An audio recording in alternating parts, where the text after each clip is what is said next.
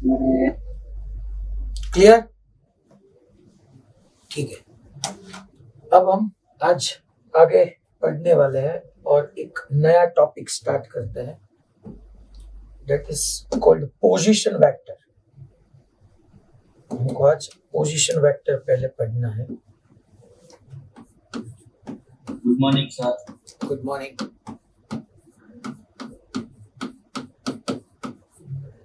Position vector को हम generally are से डिनोट करेंगे और वेक्टर है इसलिए हमको यहाँ पे वेक्टर तो करना ही पड़ेगा, position vector, so are vector.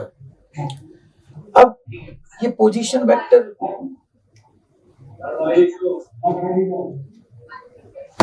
कौन सा सेंटर है? आप माइक म्यूट कर दीजिए, मोड़ा सा म्यूट कर दीजिए, ठीक है। कोई डाउट नहीं है ना मोड़ा सा? Okay.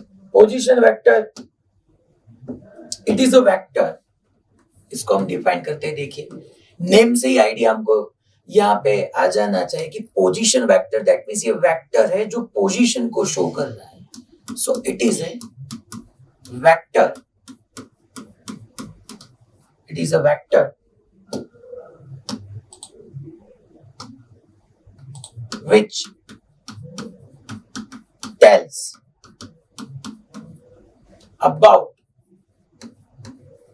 position of object, position of object, object भी हो सकता है, पार्टिकल भी हम लिख सकते हैं, दोनों applicable. It is a vector which tells about position or of object or particle with respect to reference point, with respect to reference point। reference point भी हम बोल सकते हैं एंड ऑब्जर्वर भी हम बोल सकते हैं। नेक्स्ट चैप्टर जब स्टार्ट करेंगे वहां पे ऑब्जर्वर फर्स्ट लेक्चर में ही पढ़ने वाले। सो ये पोजीशन वेक्टर क्या है? It is a vector which tells about position of object with respect to reference point, that is our position vector. देखिए पहले मैं यहाँ पे x axis and y axis draw कर रहा हूं। ये एक्स एक्सिस, ये वाई एक्सिस। मैंने यहाँ पे जो x axis and y axis draw किया है, कोई पार्टिकल है वो यहां पे कहीं पे, ये पार्टिकल पी। देखिए ये पार्टिकल एक्स एक्सिस पर भी है, वाई एक्सिस पर भी है। इन शॉर्ट ये एक्स वाई प्लेन में है। ये एक्स एक्सिस पर ओरिजिन से एक्स डिस्टेंस पे है और वाई एक्सिस पर ये ओरिजिन से वाई डिस्टेंस पर है। सो इसका कोऑर्डिनेट होगा एक्स कॉमा वाई। ये पार्टिकल की मैंने लोकेशन आपको बताई। ये पार्टिकल एक्स एक्सिस पे ओरिजिन से एक्स डिस्टेंस पे है और वाई एक्सिस पे ओरिजिन से वाई डिस्टेंस पे है। सो इसका कोऑर्डिनेट क्या हुआ? X comma y. अब मुझे इसका लोकेशन बताना है, पोजीशन बताना है कि पार्टिकल कहां पे। ये तो मैंने बता दिया कि एक्स एक्सिस पे ओरिजिन से एक्स डिस्टेंस दूर है और वाई एक्सिस पे ओरिजिन से वाई डिस्टेंस दूर है, मगर मेरे को उसको वेक्टर फॉर्म में बताना है। सो इसका मुझे, मैं कहां पे हूं? आप बोल सकते हो कि आप ये जो डिजिटल बोर्ड है उसके सामने हो। Surat SUV first batch, first batch. So मुझे मेरी पोजीशन डिफाइन करनी होगी अगर, कि कहां पे मेरी पोजीशन है। तो आप बता सकते हो डिजिटल बॉल के फ्रंट में है, यहाँ पे लाइट से, सो लाइट से मैं नीचे खड़ा हूं। यहाँ पे टेबल है तो टेबल के सामने खड़ा हूं। सो मुझे भी यहाँ पे इस पार्टिकल जिसका कोऑर्डिनेट मैंने एक्स कोमा वाई बोला है, उसका मुझे पोजीशन डिफाइन करना है। सो मुझे रेफरेंस चाहिए, कौन से रेफरेंस पॉइंट से मुझे उसका पोजीशन डिफाइन करना है। चलिए, तो मैं यहाँ पे क्या करूंगा, मुझे जब भी पोजीशन बतानी होगी तो मैं रेफरेंस पॉइंट का यूज करूंगा। रेफरेंस पॉइंट मैं किसी भी पॉइंट से कंसीडर कर सकता हूं, मगर जनरली हम जो रेफरेंस पॉइंट कंसीडर करेंगे वो ओरिजिन से होगा। जनरली ये कोई थंब रूल नहीं है कि हमको रेफरेंस पॉइंट के अकॉर्डिंग ओरिजिन ही लेना है। हम किसी भी पॉइंट को as a reference point treat कर सकते हैं, हम करने वाले भी हैं आज आगे, मगर जनरली ओरिजिन को हम as a reference point treat करेंगे। तो ये मेरा पोजीशन वेक्टर हो गया। देखिए इसको मैं आर वेक्टर बोल सकता हूं। This is our position vector. ये जो वेक्टर है ये पार्टिकल P या ऑब्जेक्ट की पोजीशन शो कर रहा है with respect to our reference point that is origin. So इसको आप पोजीशन वेक्टर बोल सकते हैं। हमको पोजीशन वेक्टर अगर लिखना हो, आर वेक्टर अगर हमको यहाँ पे लिखना हो तो हम कैसे लिख पाएंगे? देखिए ये जो पोजीशन है ये एक्स एक्सिस में एक्स डिस्टेंस पे है। सो यहाँ पे मैं एक्स लिखूंगा। देखिए ये ओरिजिन से एक्स डिस्टेंस दूर है मगर एक्स एक्सिस पे है। So vector is equal to, मेरे को लिखना होगा मैग्नीट्यूड इनटू यूनिट वेक्टर। ये कौन सी डायरेक्शन में है? एक्स डायरेक्शन में। सो एक्स डायरेक्शन का यूनिट वेक्टर आई कैरेट प्लस पॉजिटिव वाई में है इसलिए प्लस। ये पार्टिकल वाई एक्सिस पे कितना दूर है? Y distance. और वाई एक्सिस में वाई एक्सिस भी लिख सकता हूं और जे कैरेट भी लिख सकता हूं। तो ये जे कैरेट सिंपल। ये मैंने पोजीशन वेक्टर यहां पे लिख डाला, एक्स आई कैरेट प्लस वाई जे कैरेट। इसमें आपको ये हमको एक डाउट होगा कि सर आपने ये जो हेड है, हेड वो हेड आपने यहां पे क्यों किया? आपने हेड ओरिजिन पे क्यों नहीं किया? आपने वेक्टर ऐसे क्यों नहीं ड्रॉ किया? देखिए जिस भी ऑब्जेक्ट या पार्टिकल का हमको पोजीशन दिखाना है वहां पे हेड आएगा और जिसके रिस्पेक्ट में है वहां पे टेल होगा। हमारा हेड कहां पे होगा? हेड वहां पे होगा जहां पे हमारा ऑब्जेक्ट है या पार्टिकल है। जहां पे पार्टिकल है या ऑब्जेक्ट है वहां पे हमको हेड ड्रॉ करना है। और टेल कहां पे होगी? टेल कहां पे करनी है? टेल वहां पे करनी है जो रेफरेंस पॉइंट है, जो रेफरेंस पॉइंट है जिसके रिस्पेक्ट में हमको पोजीशन डिफाइन करनी है वहां पे टेल आएगा। और जिसकी पोजीशन डिफाइन करनी होगी वहां पे हमारा हेड आएगा। हमारे को यहाँ पे ऑब्जेक्ट की पोजीशन डिफाइन करनी है, जहां पे ऑब्जेक्ट या पार्टिकल होगा वहां पे आपका हेड आएगा। और जहां पे टेल या ऑब्जर्वर होगा, sorry tail that means reference point या ऑब्जर्वर होगा, वहां पे हम टेल करेंगे। चलिए हम और एक एग्जांपल से यहाँ पे ये बात को और क्लियर करते हैं। यहाँ पे देखिए मैं एक again x y and z axis draw कर रहा हूं। X y and z axis, ये एक्स एक्सिस हो गया, ये वाई और ये जेड। यहां पे ये मेरी एक्स एक्सिस, ये वाई और ये जेड, ये ओरिजिन है। अब देखिए कोई पार्टिकल है, ये पार्टिकल P मैं यहां पे शो कर रहा हूं। ये P पार्टिकल है, उसका एक्स एक्सिस पे ओरिजिन से डिस्टेंस x है, y एक्सिस पे ओरिजिन से डिस्टेंस y है और z एक्सिस पर भी वो पॉइंट है, उसका ओरिजिन से डिस्टेंस z है। दैट मीन्स वो पार्टिकल अब xy प्लेन में ही नहीं रहा, वो x, y एंड z तीनों एक्सिस को शो कर रहा है। अब यहां पे मुझे पोजीशन वेक्टर ड्रॉ करना है। चलिए हम देखते हैं कैसे हम पोजीशन वेक्टर यहां पे निकाल सकते हैं। देखिए ये x है, यहां पे ये x एक्सिस, ये y और ये z। यहां पे मैंने ऐसे तीनों एक्सिस आपको ड्रॉ किया है। देखिए ये x, ये y, ये z। अब बॉर्ड की कुछ लिमिटेशंस है कि मैंने पार्टिकल को यहां पे ही शो किया, मगर ये पार्टिकल यहां पे नहीं है। ये पार्टिकल का जो मैंने कोऑर्डिनेट लिखा है x एक्सिस पे x डिस्टेंस, वो कहां से x? ओरिजिन से x, ओरिजिन से y, ओरिजिन से z। मैंने ओरिजिन को एज अ रेफरेंस पॉइंट लिया है। ऑलवेज ओरिजिन ही होगा ऐसा नहीं है, हम दूसरे पॉइंट से भी आगे बढ़ने वाले हैं, मगर अभी ओरिजिन है मेरा रेफरेंस पॉइंट।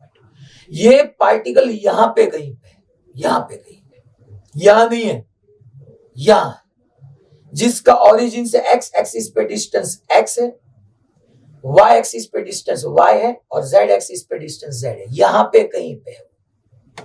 तो मुझे उसका पोजीशन वेक्टर ड्रॉ करना है। सो पोजीशन वेक्टर में क्या है आपको मालूम है? उसकी पोजीशन शो करनी है। अच्छा, पोजीशन वेक्टर के लिए वेक्टर में हेड कहां पे ड्रॉ करना है? जहां पे मेरा ऑब्जेक्ट हो, पार्टिकल हो, वहां पे मुझे ओरिजिन हेड ड्रॉ करना है। और जहां पे मेरा रेफरेंस पॉइंट हो वहां पे मुझे टेल ड्रॉ करनी है। सो मैं यहाँ पे अगर वेक्टर ड्रॉ करूं तो ये वेक्टर ऐसे होगा, देखिए ये मेरा पोजीशन वेक्टर होगा, आर वेक्टर। जिसकी पोजीशन मुझे आइडेंटिफाई करनी थी वहां पे वेक्टर है, जिसके रिस्पेक्ट में करनी थी वहां पे आप देख लीजिए हमारी टेल है। So are vector is equal to, मेरे को अगर लिखना है आर वेक्टर लिखना है तो यहाँ पे क्या करना होगा, ये एक्स क्या शो कर रहा है, ये एक्स शो कर रहा है, यहाँ पे मैं लिख रहा हूं आर वेक्टर, इसको हम पोजीशन वेक्टर आर वेक्टर बोलते हैं। ये क्या शो कर रहा है, ये इस पार्टिकल की पोजीशन जो ओरिजिन से एक्स एक्सिस पे एक्स डिस्टेंस में है, सो ये डिस्टेंस एक्स हो गया। हमको vector is equal to magnitude into direction बतानी है, क्योंकि वेक्टर के साथ मैग्नीट्यूड सिर्फ नहीं चलता, डायरेक्शन भी चाहिए। एक्स एक्सिस है सो आई कैरेट, फिर वाई एक्सिस होगी वाई जे कैरेट, फिर जेड एक्सिस होगी so plus Z k carat. इसका अगर मुझे मैग्नीट्यूड फाइंड करना पड़े, इसका मुझे अगर मैग्नीट्यूड फाइंड करना पड़े, मैग्नीट्यूड फाइंड करना हो तो हमको वेक्टर एंड मोड दोनों यहाँ पे अप्लाई करना है या सिर्फ आर लिखना है। तो इसका मैग्नीट्यूड हम लिखने वाले हैं अंडर रूट में directly x square plus Y square plus z square, under root direct x square plus Y square plus z square. यहां पे भी अगर मेरे को इसका मैग्नीट्यूड बताना हो, सो हम पढ़ चुके हैं दो वेक्टर के रिजल्टेंट का मैग्नीट्यूड फाइंड करना हो so under root A square plus B square plus 2ab cos theta. यहाँ पे I caret and J caret दोनों के बीच का एंगल 90 cos 90 0। सो हम पढ़ चुके हैं सिर्फ A square plus B square ही होगा, यहाँ पे सिर्फ मैं X square plus Y square ही लिखना वाला। यहाँ पे अगर X I Y J plus Z के हो तो यहाँ पे भी डायरेक्टली इसका मैग्नीट्यूड फाइंड करना हो under root x square plus Y square plus z square, finish. इतना क्लियर सबको, पक्का? ओके, अब मैं यहाँ पे दो एग्जांपल डिस्कस करने वाला हूं, देखिए, फिर मैं उसमें आपकी हेल्प भी लेने वाला हूं। यहाँ पे हम दो एग्जांपल डिस्कस कर रहे हैं। चलिए, एग्जांपल नंबर 1 क्या है, ये मेरा एग्जांपल नंबर 1 है। Example number 1,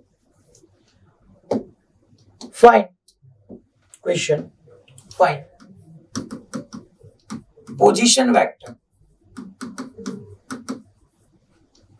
of, find position vector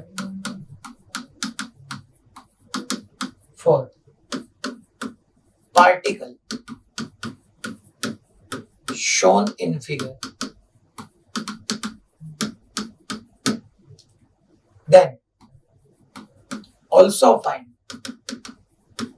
magnitude and unit vector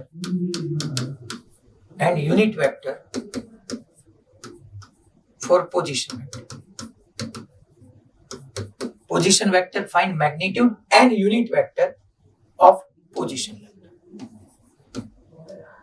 दोनों हमको यहाँ पे फाइंड करना है। चलिए, मैं यहाँ पे आपको ऐसे फिगर ड्रॉ कर रहा हूं। ये पहले एक्स एक्सिस,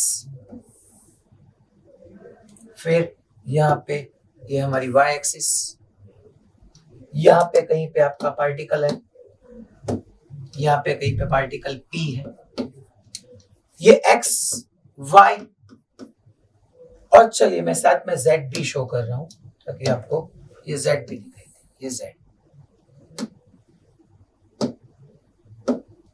ये Z। यहाँ पे कहीं पे पार्टिकल है, ये हमारा ओरिजिन है, ये पार्टिकल है, इसका मैं आपको अगर कोऑर्डिनेट बताऊं तो ये एक्स एक्सिस पे 6 डिस्टेंस पे है, 6 मीटर, चलिए y पे 8 और z पे 10, ठीक है। चलिए, ये मैंने आपको उसका कोऑर्डिनेट बता दिए, 6, 8 एंड 10। अब मुझे उसका पोजीशन वेक्टर, चलिए यहां से हम सॉल्यूशन देखते हैं। सो पोजीशन वेक्टर कैसे ड्रॉ करना है, कहां पे टेल, कहां पे हेड, वो आर वेक्टर। सर आप आर ही क्यों बता रहे हैं, अरे कुछ भी लिख सकते हो आप, पोजीशन वेक्टर को हमने जनरल नोटेशन के लिए आर से डिनोट किया है, मगर हम कुछ भी लिख सकते हैं। सो यहां पे ये P पॉइंट है जिसका कोऑर्डिनेट 6, 8, 10। सो 6, 8, 10 इसका पोजीशन वेक्टर मेरे को ड्रॉ करना है। चलिए मैं क्वेश्चन राइज कर रहा हूं, कैसे मुझे ड्रॉ करना है, कैसे लिखना है, सब कुछ। पहले पोरबंदर, चलिए पोरबंदर,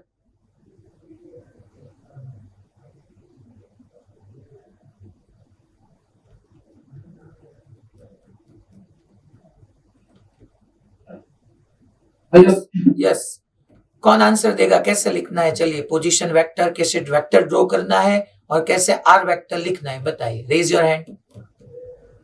ओके,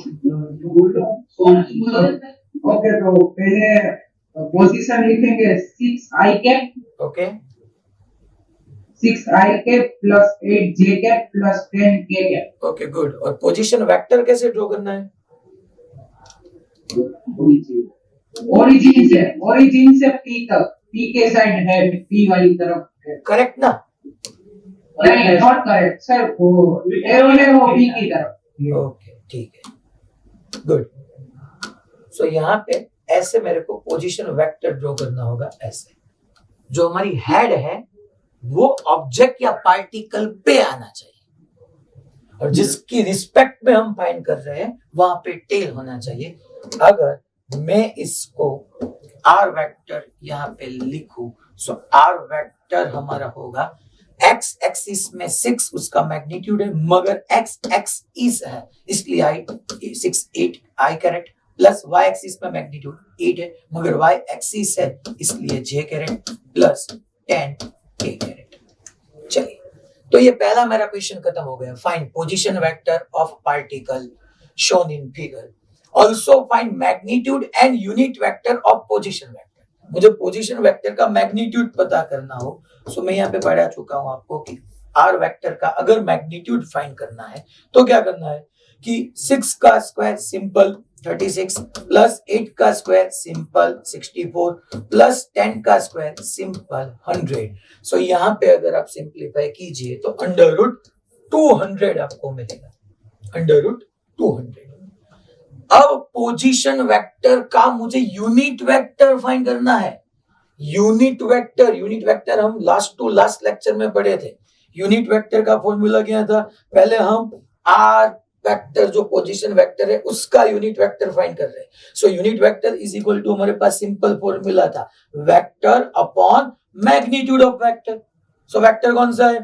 यहाँ पे है हमारे पास 6i caret plus 8j caret plus 10k caret upon उसका मैग्नीट्यूड कितना है? Under root 200। ओके सर, उसकी डायरेक्शन बताइए। हम पढ़ चुके हैं ना कि भाई जो यूनिट वेक्टर है उसकी डायरेक्शन वो ही है जो वेक्टर की है। मैं यहाँ पे पोजीशन वेक्टर का यूनिट वेक्टर बता रहा हूं तो इसी डायरेक्शन में, ऐसे ही देखिए यहाँ पे मैंने ड्रॉ किया, ये इसका यूनिट वेक्टर हो गया। जो वेक्टर है उस ही डायरेक्शन में हमारा यूनिट वेक्टर। क्लियर सबको? पक्का? चलिए आगे बढ़ते हैं। अब दूसरा इंटरेस्टिंग क्वेश्चन हम पढ़ते हैं। अगेन मैं यहां पे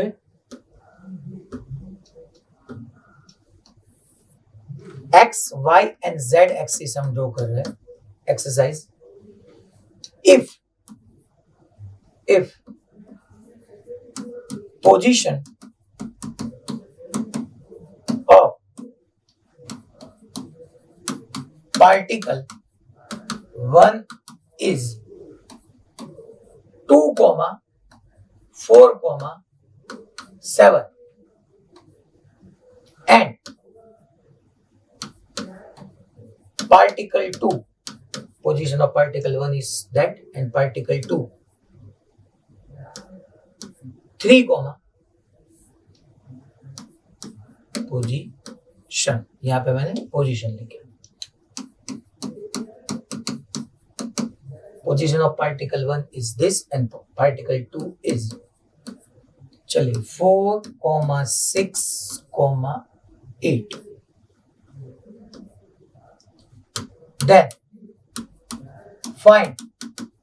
then find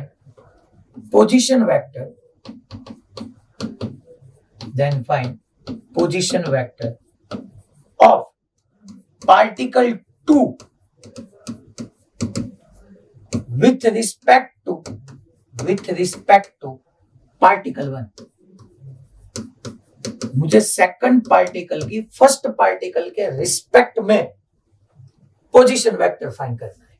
यहां पे ऐसा मैंने यहां पे फिगर ड्रॉ किया है, देखिए ये और एक्स एक्सिस, ये एक्स एक्सिस, ये वाई एक्सिस और ये जेड एक्सिस, ये जेड एक्सिस हो गया। चलिए यहां पे ये एक्स, ये वाई, ये जेड, यहां पे कहीं पे हमारी ओरिजिन है। पार्टिकल 1 का अगर हम पोजीशन देखें, ये हमारा पार्टिकल 1 होगा जो होगा 2,4,7 और पार्टिकल 2 यहाँ पे कहीं पे एक्स एक्सिस पे वो 4 डिस्टेंस अवे है। देखिए यहाँ पे ऐसे ये कुछ पार्टिकल 1 है और यहाँ पे कहीं पे पार्टिकल 2 है। इसका कोऑर्डिनेट 2,4,7, इसका 4,6,8। ठीक है, चलिए अब ये 2,4,7 है डिस्टेंस, वो किसके रिस्पेक्ट में? ओरिजिन। ओरिजिन में आपको मालूम है 0,0,0 है। सो ये 0,0,0 होगा तभी हम कर पाएंगे ना कि पार्टिकल 1 का जो पोजीशन होगा वो 2,4,7 है और पार्टिकल 2 का जो पोजीशन है वो 4,6,8 है। सो पहले फाइनली हमको ये फाइंड करना है position vector of particle 2 with respect to particle 1। मगर पहले क्या फाइंड करना होगा? पोजीशन ऑफ 1 एंड 2 दोनों को अगर हम देखें यहाँ पे, सो हम वहां पे पोजीशन वेक्टर कैसे ड्रॉ कर पाएंगे? देखिए ये हमारा ऐसे मैंने ड्रॉ किया। देखिए ये किसका पोजीशन होगा? First particle. किसके रिस्पेक्ट में? ओरिजिन। ये हमको नहीं निकलना है, मगर हमको ये तो मालूम होना चाहिए ना कि फर्स्ट पार्टिकल ओरिजिन के रिस्पेक्ट में कहां पे।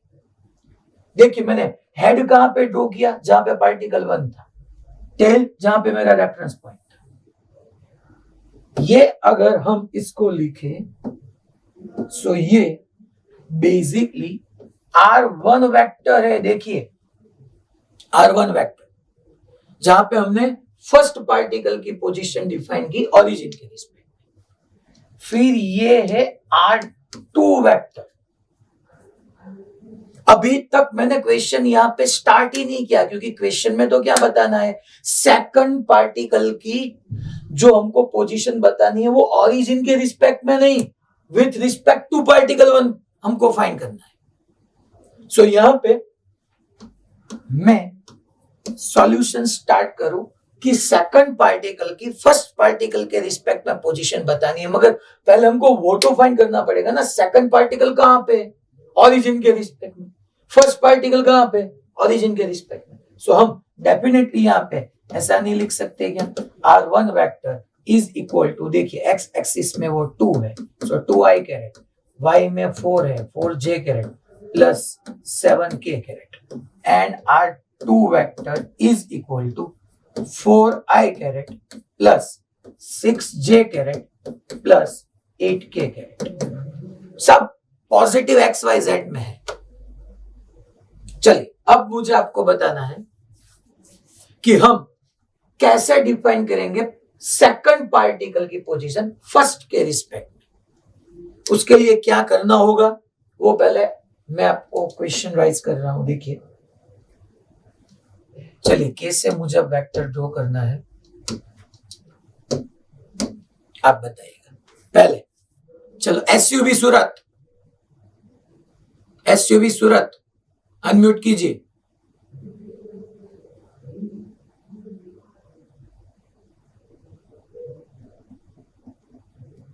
एसयूवी सूरत अनम्यूट कीजिए।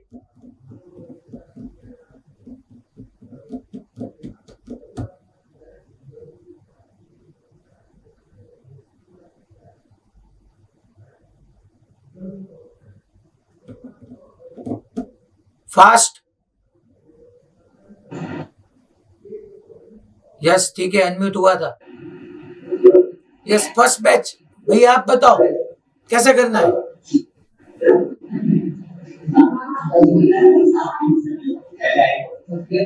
क्या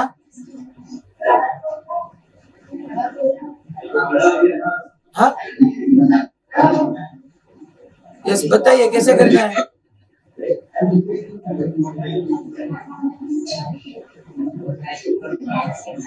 आपका नेम क्या है? क्या कुणाल। आपको पढ़ना नहीं है क्या? लास्ट 15 मिनट से मैं ऑब्जर्व कर रहा हूं, आप बात कर रहे हो। कॉमन सेंस है या नहीं? आप अभी बैठ जाइए और लास्ट में आपके एडमिन से बात कीजिए। आप कुणाल ना, सरनेम क्या है आपकी? सी। ठीक है बैठ जाइए, अनम्यूट कीजिए। चलिए और कोई सेंटर? ये सब सेंटर पे आंसर आएगा। वो क्या कर रहा था, कितनी देर से उसके जो फ्रेंड है उसके साथ बात ही कर रहा था। अब देखते हैं, उसके फादर से मैं बात करूंगा यहां से। अब होगा, चलिए कहां से आंसर? Raise your hand. हमको यहाँ पे मेरा क्वेश्चन ये है कि अब पोजीशन वेक्टर कैसे ड्रॉ करना है। मेरे को सेकंड पार्टिकल की पोजीशन डिफाइन करनी है फर्स्ट के रिस्पेक्ट। ओके, बहुत सारी जगह से हैंड रेज हो रहे हैं, मेरे को क्वेश्चन राइज करना है। चलिए हिम्मतनगर, हिम्मतनगर। ऐसे बैच पे सो नहीं जाना है। आप मुझे दिखाई दे रहे हो तब भी। चलिए कौन आंसर देगा, कैसे मुझे पोजीशन वेक्टर ड्रॉ करना है बताइए।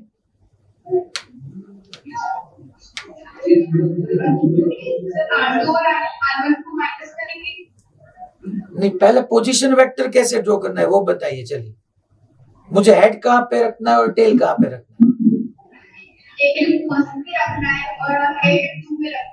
गुड।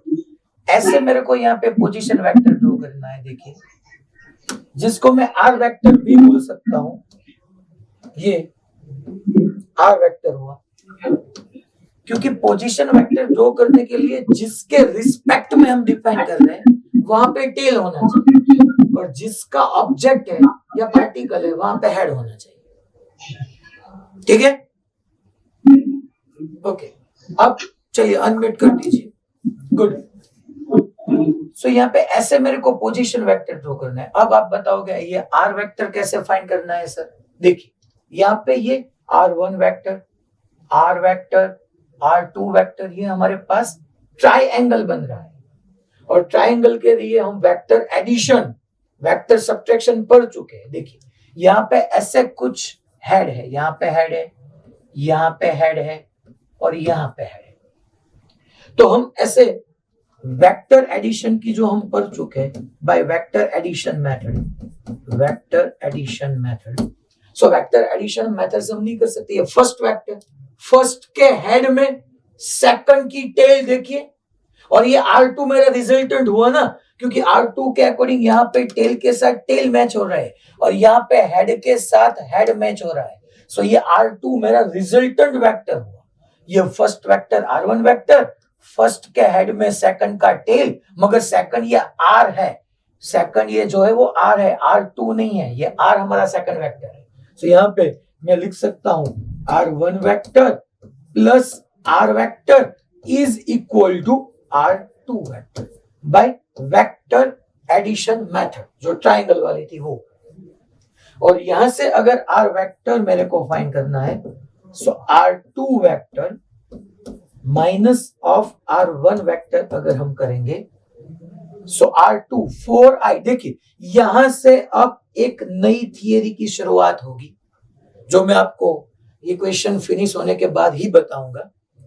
हम जब सेकंड लेक्चर स्टार्ट किया था तब मैंने आपको बताया था वेक्टर एडिशन और सब्ट्रैक्शन की पिक्टोरियल मेथड थी। तब हमने हेडिंग दिया था pictorial method for vector addition and subtraction. वो पिक्टोरियल मेथड में हमने दो डिफरेंट टाइप डिस्कस किया था। First is by triangle rule and second by parallelogram rule. So आज हम वो वेक्टर एडिशन की और सब्ट्रैक्शन की सेकंड मेथड पढ़ने वाले हैं, दैट इज एल्जेब्रिक मेथड। देखिए यहाँ पे R2 माइनस R1 है। R2 का अगर हम यहाँ पे वैल्यू पुट करें सो R2 वेक्टर की जगह 4i caret plus 6j caret plus 8k caret minus of R1 vector, अगर R1 वेक्टर लिखे so 2i caret plus 4j caret plus 4k caret. देखिए सो यहाँ पे मेरे को डायरेक्टली R वेक्टर अगर डिफाइन करना हो सो i कैरेट में से i कैरेट मेरे को सब्ट्रैक्ट करना है। सिंपल, जो हमारा एल्जेब्रिक एडिशन सब्ट्रैक्शन का मेथड है वही। i में से i निकालो, 4i minus 2i caret, 6j minus 4j, 6j minus 4j 2j caret, 8 minus 4k caret. Finish. यहाँ पे हमने ये देखिए यस 7k कैरेट है। ओके ठीक है, चलिए 7k कैरेट। सो ये R2 जो है वो R2 में 8 है और यहाँ पे R2 में 8 है और R1 में 7 है। ये 7 यस ये 7k कैरेट। तो यहाँ पे क्या हो जाएगा 2i caret plus 2j caret, 8k caret minus 7k caret, 1k caret. Finish. ये मेरा आंसर हो गया। This is my answer. क्या आंसर हो? सबको मालूम पड़ा कि अगर पार्टिकल 2 का पोजीशन हमको बताना है फर्स्ट के रिस्पेक्ट में, हमको सिंपल ऐसे ही वेक्टर ड्रॉ करना है कि जिसका पोजीशन हम शो कर रहे हैं वहां पे हेड आएगा और जिसके रिस्पेक्ट में है वहां पे टेल होगा।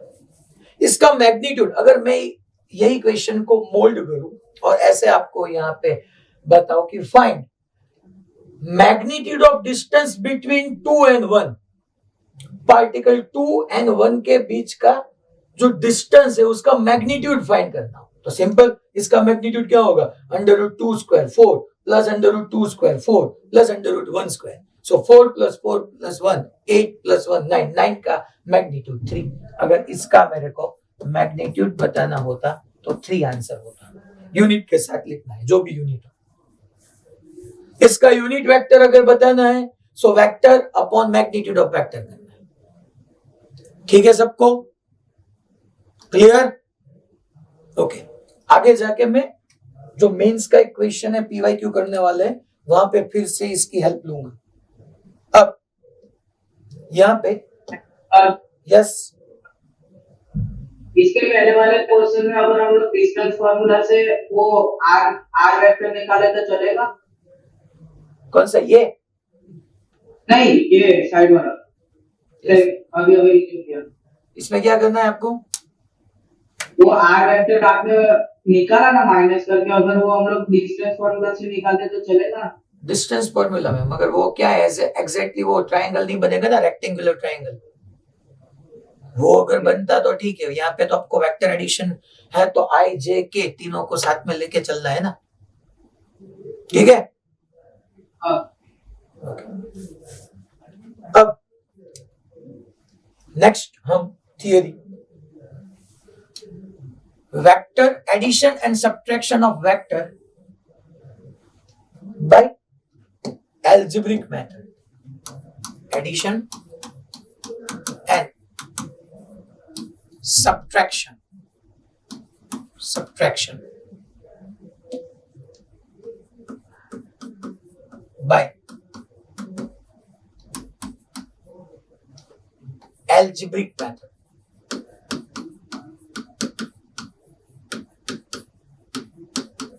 Addition and subtraction of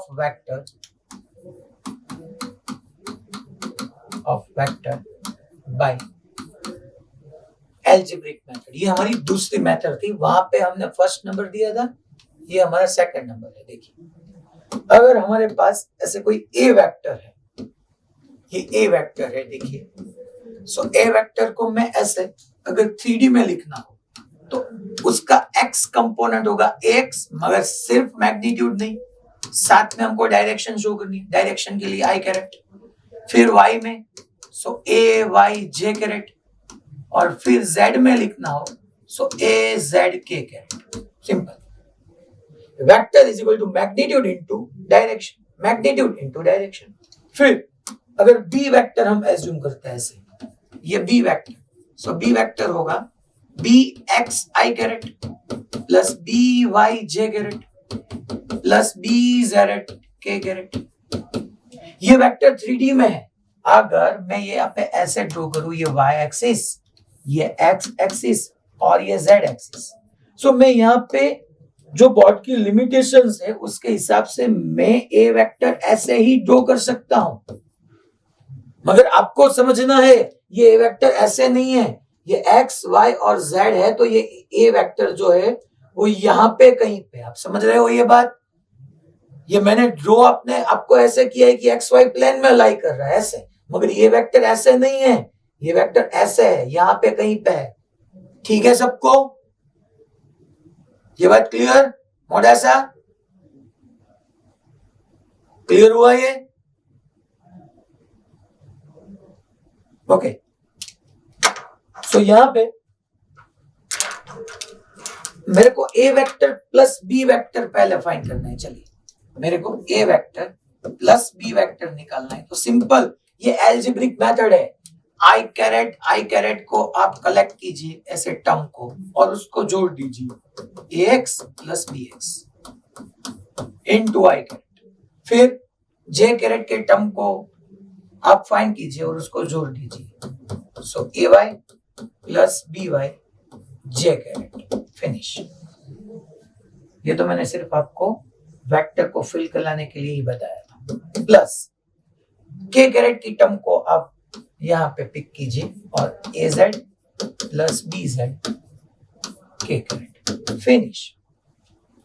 अगर ए वेक्टर माइनस बी वेक्टर बताना है तो सिंपल एल्जेब्रिक एडिशन और एल्जेब्रिक सब्ट्रैक्शन ही है। सो अगेन आई कैरेट वाली टर्म को आप चूज कीजिए और उसको सब्ट्रैक्ट कर डालिए, ए एक्स माइनस बी एक्स आई कैरेट प्लस ए माइनस बी है, मगर मुझे ए वाई में से बी वाई सब्ट्रैक्ट करना है, इसलिए मैंने यहाँ पे प्लस किया, a y minus b y J plus इस दोनों को सब्ट्रैक्ट कीजिए, that is a z minus b z k carat.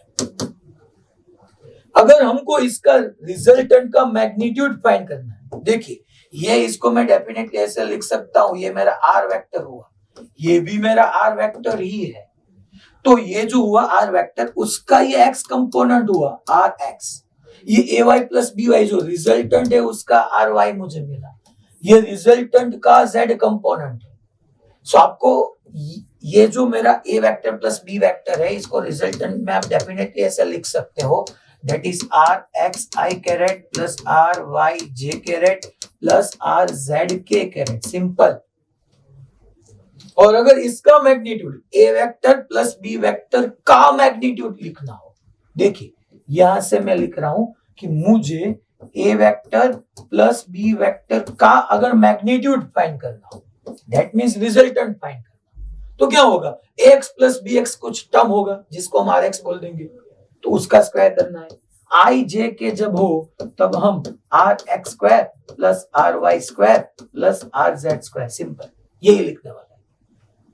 इसको आर एक्स बोलो, इसको आर वाई बोलो, इसको आर जेड बोलो। सो ए प्लस बी का मैग्नीट्यूड फाइंड करना हो, सबको ऐड कर दो, r x square plus r y square plus r z square under root में। चलिए डन सबको, पक्का?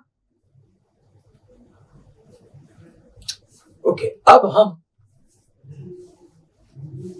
Multiplication of vector by scalar last theory पढ़ेंगे, फिर प्रैक्टिस में आएंगे। Multiplication of vector by scalar, देखिए ये हमारा इसको ए माइनस बी करना हो तो भी यहाँ पे यही मेथड होगी, उसमें कुछ डिफरेंस नहीं होगा। ये मेरा ए एक्स है, सॉरी ये मेरा आर एक्स, ये मेरा आर वाई, ये वही रहने वाला है, r x r y r z. चलिए अब हम नेक्स्ट लास्ट थियरी पढ़ते हैं, that is multiplication of vector by scalar. Multiplication of vector by scalar.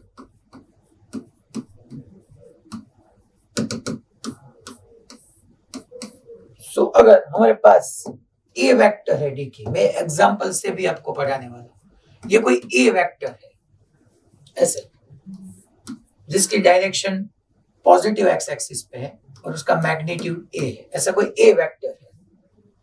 अगर ये ए वेक्टर को मैंने कुछ कांस्टेंट लैम्डा से मल्टीप्लाई किया, सो हमारे पास जो नया वेक्टर आया b vector, itself vector, it is a vector quantity. जो रिजल्टेंट हमको मिला, ये बी क्या है? Resultant vector. सो यहाँ पे मैं ऐसे भी लिख सकता हूं, रिजल्टेंट वेक्टर जो बी है, resultant vector is also a vector quantity. अगर आप वेक्टर को स्केलर के साथ मल्टीप्लाई करोगे, सो हमको जो मिलेगा वो वेक्टर ही होगा। ये लैम्डा क्या है सर? ये लैम्डा कोई कांस्टेंट है हमारा, लैम्डा जो है वो हमारा कोई कांस्टेंट है। एक बात यहाँ पे पक्की है, अगर लैम्डा हमारा पॉजिटिव हुआ, लैम्डा हमारा पॉजिटिव हुआ, तब b vector and a vector both are parallel to each other. जो भी ए की डायरेक्शन होगी वही बी की होगी। ये साइन पैरेलल शो कर रहा है। अगर लैम्डा हमारा नेगेटिव हुआ, तब ये लैम्डा नेगेटिव हुआ, जो हमारा कांस्टेंट है वो नेगेटिव हुआ, तब b vector minus lambda a vector होगा। तब हम बोल पाएंगे b vector and a vector both are anti parallel to each other. ये साइन पैरेलल शो कर रहा है। ये जो साइन है यहाँ पे मैंने अपवर्ड और डाउनवर्ड जैसे एरो ड्रॉ किया, ये साइन क्या शो कर रहा है? दोनों एंटी पैरेलल है। ये दोनों पैरेलल, ये दोनों एंटी पैरेलल। अगर लैम्डा हमारा 0 हुआ, तो हम बोलेंगे जो बी वेक्टर है वो नल वेक्टर होगा। हम नल वेक्टर की डेफिनेशन पढ़ चुके हैं, तब हमारा बी वेक्टर होगा वो नल वेक्टर होगा। अब हम इसको एग्जाम्पल से समझ रहे, आप पढ़ ही चुके हो एग्जाम्पल। देखिए, अगर हमारे पास ये कोई ऑब्जेक्ट है, चलिए ऐसा कुछ ऑब्जेक्ट है, और ये ऑब्जेक्ट जो है वो सॉलिड ऑब्जेक्ट है हमारे पास, उसका एक्सेलरेशन है 5 metre per second square in positive x direction. ये पॉजिटिव एक्स डायरेक्शन में एक्सेलरेट कर रहा है ये ऑब्जेक्ट जो है वो, और ये ऑब्जेक्ट का जो मास है वो 1 kg है। ऑब्जेक्ट का मास जो है वो 1 kg है। और मेरा का सिंपल क्वेश्चन है, फाइंड फोर्स ऑन ऑब्जेक्ट। मेरे को ऑब्जेक्ट पे कितना फोर्स अप्लाई हो रहा है वो बताना है। सो आपको उसकी फॉर्मूला मालूम है, that force F is equal to ma। 9th में पढ़ चुके हो ma। अब a क्या है? एक्सेलरेशन, वो वेक्टर क्वांटिटी है, आपको मालूम है, इनटू मास। मास क्या है? स्केलर है ना, मास स्केलर है। सो यहाँ पे मैंने वेक्टर को मल्टीप्लाई किया स्केलर से। सो रिजल्टेंट मुझे जो मिला वो F है, और वो F वेक्टर ही है ना, फोर्स वेक्टर क्वांटिटी है। तो देखिए यहाँ पे मैंने वेक्टर को जब स्केलर से मल्टीप्लाई किया तो मुझे वेक्टर ही मिला। तो यहाँ पे m क्या है? m की वैल्यू है 1 kg। ए वेक्टर की जगह मेरे को सिर्फ 5 नहीं लिखना है, क्योंकि ये वेक्टर है, वेक्टर में मैग्नीट्यूड एंड डायरेक्शन मुझे दोनों यहाँ पे लिखना पड़ेगा। ये 1 kg और एक ही जगह 5 metre per second square in x direction, in positive x direction. So kg into metre per second square आप पढ़ चुके हो, न्यूटन होगा। सो यहाँ पे जो फोर्स F वेक्टर में लिखूंगा 5 into 1, 5 Newton in positive x direction, in positive x direction. ये हमारा आंसर हो गया। तो देखिए, जब हमने वेक्टर को स्केलर के साथ मल्टीप्लाई किया तो हमको जो रिजल्टेंट मिली वो वेक्टर क्वांटिटी ही थी, और जो हमारा कांस्टेंट यहाँ पे जो मैंने लैम्बडा बोला है वो यहाँ पे m है, जो हमारा कांस्टेंट है वो पॉजिटिव था। सो पॉजिटिव था तो जो डायरेक्शन हमारी एक्सेलरेशन की वही हमारी फोर्स की, दैट मींस जो डायरेक्शन हमारा a वेक्टर की वही डायरेक्शन हमारी b वेक्टर की। b and a both are parallel to each other। Clear हुआ आप सबको? पक्का? आप वैसे ही दूसरा फॉर्म हम पढ़ चुके हैं, जीसीआई तरसाली वडोदरा। क्लियर हुआ? ओके, सबको क्लियर? चलिए, हर सेंटर सूरत गुरुकुल, ओके, वलसाड। तो यहां पे आपको P is equal to mv याद कीजिए, मोमेंटम। ये मोमेंटम के बारे में भी आप पढ़ चुके हो। ये वेलोसिटी इटसेल्फ वेक्टर क्वांटिटी। इसको जब मैं मास से मल्टीप्लाई करूंगा, ये मास है, ये मीटर नहीं है, इक्वेशन है। इक्वेशन में फिजिकल क्वांटिटी का हमको यहाँ पे m लेना है। ये नोटेशन मास शो कर रहा है। सो हमने वेक्टर को स्केलर से मल्टीप्लाई किया तब हमको वेक्टर ही मिला। तो मोमेंटम भी वेक्टर है। अब हम कुछ क्वेश्चन करते हैं। देखिए, चलिए, यहाँ पे ये multiplication of vector by scalar, ये पोजीशन वेक्टर क्या है। आज कुछ नई पीपीटी हमने ट्राई की है, देखते हैं कैसा रहता है। चलिए, ये क्वेश्चन हमको आज पहले पढ़ना है। क्वेश्चन क्या बता रहा है, देखिए पहले।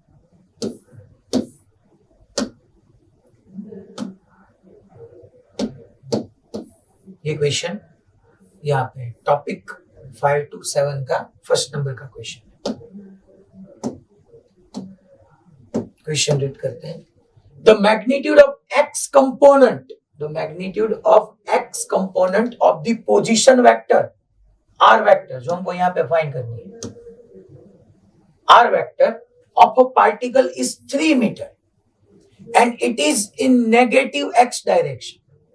The magnitude of x component of position vector, जो पोजीशन वेक्टर हमारा आर वेक्टर है, उसका एक्स कंपोनेंट 3 मीटर का है नेगेटिव एक्स डायरेक्शन में।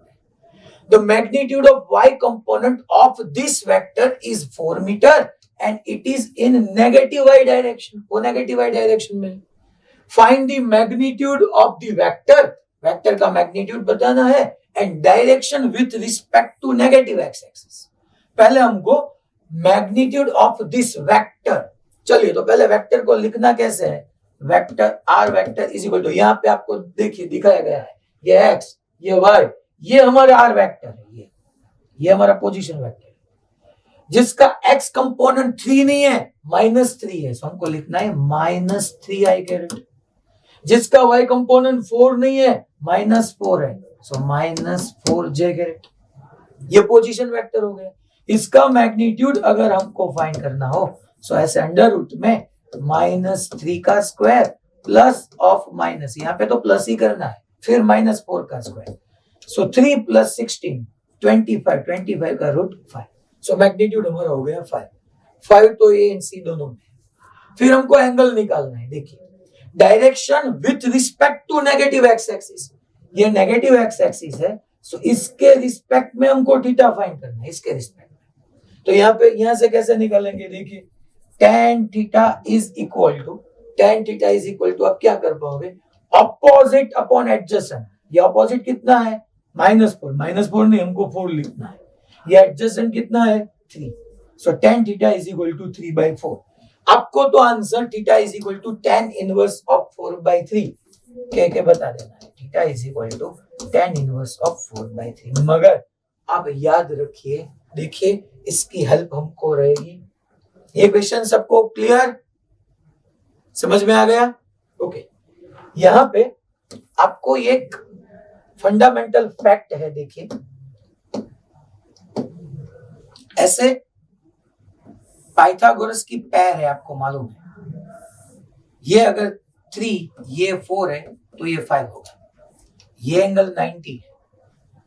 सो यहां से अगर ये थीटा आप कैलकुलेट करोगे ना, so tan theta is equal to opposite upon adjacent 4/3 होगा। और tan थीटा 4/3 कब होता है? जब theta is equal to 53 degree होगा। ये आपको मालूम होना चाहिए, गिवन नहीं होगा। जैसे tan 45 1, tan 30, tan 60 की वैल्यू आपको मालूम है। जब भी tan थीटा 4/3 होगा तो थीटा 53 होगा। तो यहाँ पे ये थीटा मेरा हुआ 53 डिग्री, ये 90, ये 53, तो ये कितना होगा? 37 डिग्री। चलिए इसको मैं अगर थीटा डैश बताऊं, so tan theta dash is equal to 3/4, और 3/4 होगा, सो थीटा 37 डिग्री होगा। ये दोनों टिप्स पे होने चाहिए कि अगर 3/4 एक से कम, सो एंगल भी छोटा वाला। 53 एंड 37 में छोटा वाला कौन सा है? 37। अगर 4/3 1 से बड़ा होगा, सो 1 से बड़ा, तो 53 एंड 37 में बड़ा कौन सा है? 53, तो 53। ये दोनों की हेल्प रहेगी आगे जब हम कंस्ट्रेन मोशन पढ़ेंगे एनएलएम में, कंस्ट्रेन मोशन, तब ये हर इक्वेशन में हमको उसका यूज पड़ेगा। तो ये आपको याद रखना है। क्लियर सबको? Okay, sub centre, okay fine. चलिए नेक्स्ट क्वेश्चन में आगे बढ़ते हैं। ये इसका सॉल्यूशन है, ये ऐसे होमवर्क। चलिए ये क्वेश्चन सॉल्व करते हैं। ये क्वेश्चन क्या बता रहा है हमको? ये क्वेश्चन बता रहा है, पहले क्वेश्चन रीड करते हैं। The tail of vector is on the origin. यहाँ पे ऐसा इक्वेशन है, देखिए। The tail of a vector is on the origin of xy coordinate axis. यहाँ पे मैं ऐसे पहले xy coordinate axis ड्रॉ कर रहा हूं। देखिए ये हमारी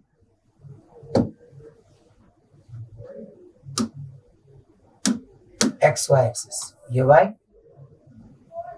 और ये x, इसको हम positive x and negative x बोल देंगे।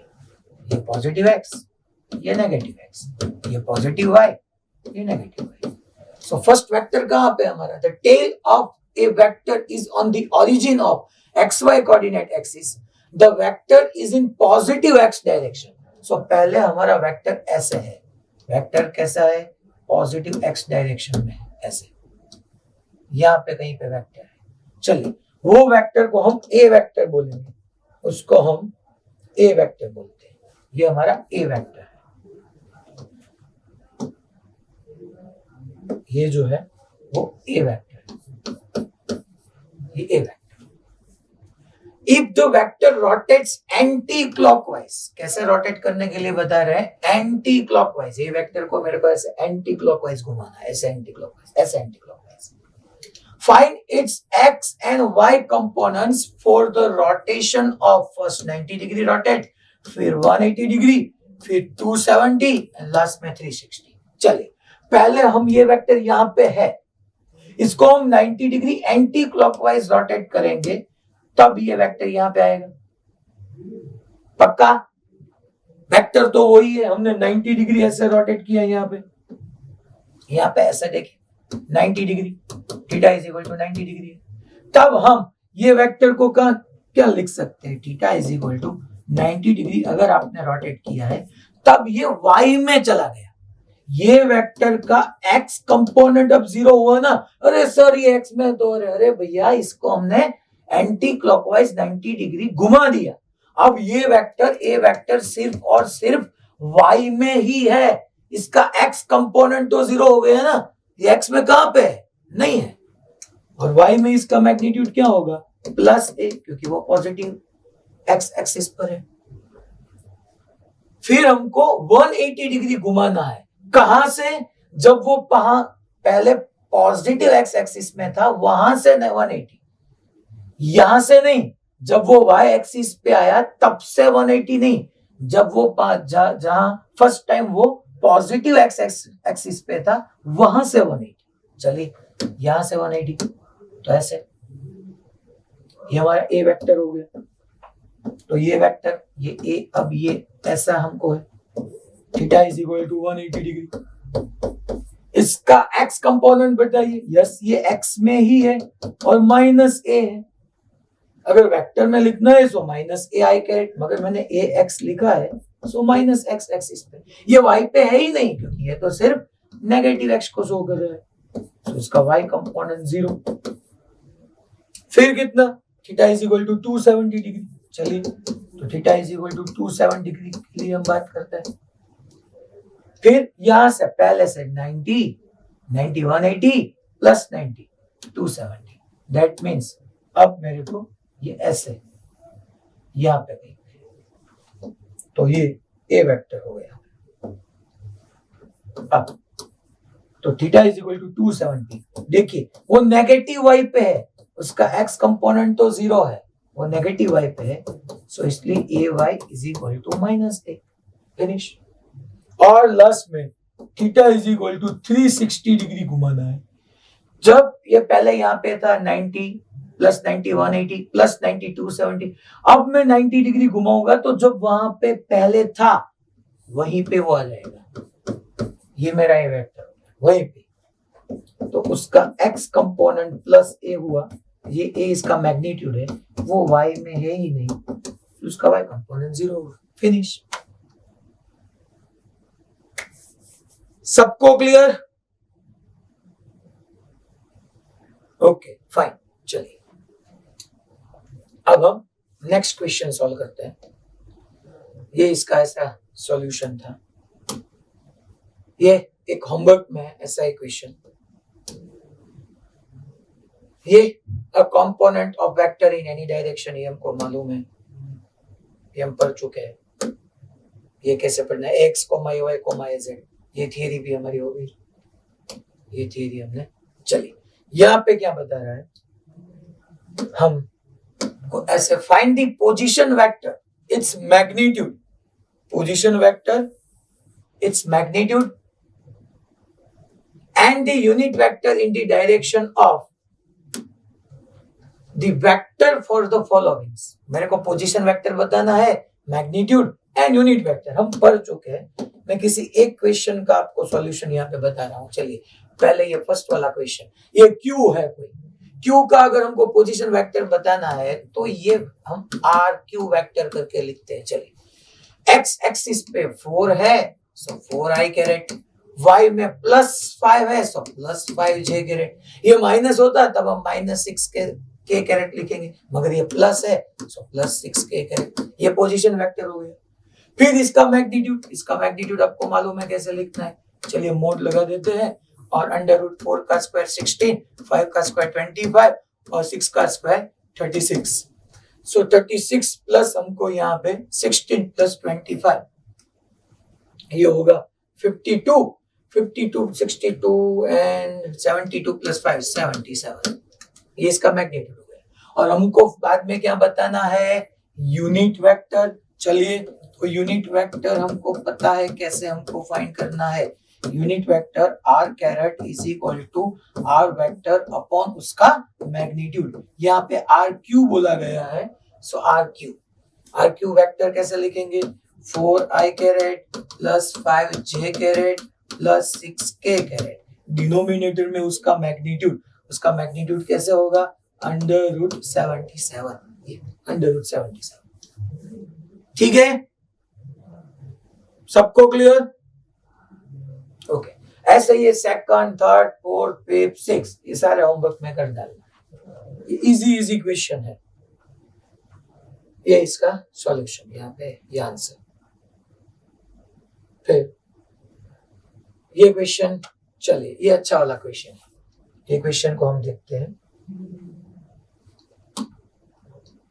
क्वेश्चन क्या बता रहा है, can the magnitude of a vector be 0 if the magnitude of vector is non-zero। क्या बता रहा है, देखिए, can the magnitude of a component of vector, हमको वहां पे क्या डिस्कशन कर रहा है, component of a vector be 0 if the magnitude of vector is not 0। yes, first question का आंसर होगा यस। देखिए देखिए कोई एक वेक्टर ए वेक्टर है जो एक्स डायरेक्शन में है। चलिए मैं लिखता हूं, ये A vector is equal to 5 I caret है। ये आई कैरेट क्या शो कर रहा है, वो एक्स एक्सिस पे। ये 5 क्या शो कर रहा है, उसका magnitude. Can the magnitude of a component of a vector be 0 if magnitude of the vector is non zero? Yes. ये वेक्टर कहां पे है, एक्स एक्सिस पे है। इसका वाई कंपोनेंट क्या होगा, 0। ये तो एक्स में, इसका वाई कंपोनेंट 0।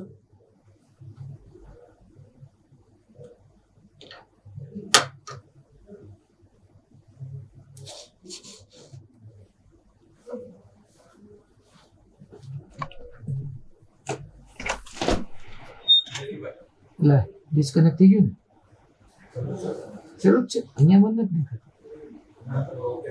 ओके चलो ठीक है सबको ये ओके। अब can the magnitude of a vector be 0 if one of its component is non zero? અહીંયા देखा तो जो सो ये पहला yes, can the magnitude of a component of a vector be 0 if magnitude of vector is non zero. अब देखिए, अब क्या बाद में वो बोल रहे हैं, can the magnitude of a vector be 0, क्या magnitude of component be 0 if one of its component is not zero? नहीं, ऐसा नहीं हो सकता। अगर ये देखिए, ये ए वेक्टर के हम दो कंपोनेंट मैंने आपको पहले बताया था, SLX हम कंसीडर कर सकते हैं। ये अगर थीटा है तो ये हुआ हमारा cos थीटा, ये cos थीटा, और ये हुआ हमारा a sin थीटा। ये दोनों मैंने परपेंडिकुलर कंपोनेंट लिखे ए वेक्टर के।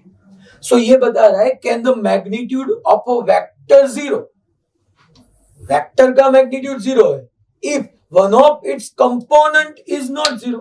नहीं, ये नो नहीं हो सकता, नो। देखिए मैं लास्ट टाइम ये सब आपको क्लियर करा रहा हूं। Can the magnitude of a component be 0 if the magnitude of vector is non-zero? Yes, हो सकता है। देखिए ये वेक्टर 5i के, ये नॉन जीरो, मगर उसका y कंपोनेंट 0 है, तो ये हो सकता है। फिर can the magnitude of a vector be 0?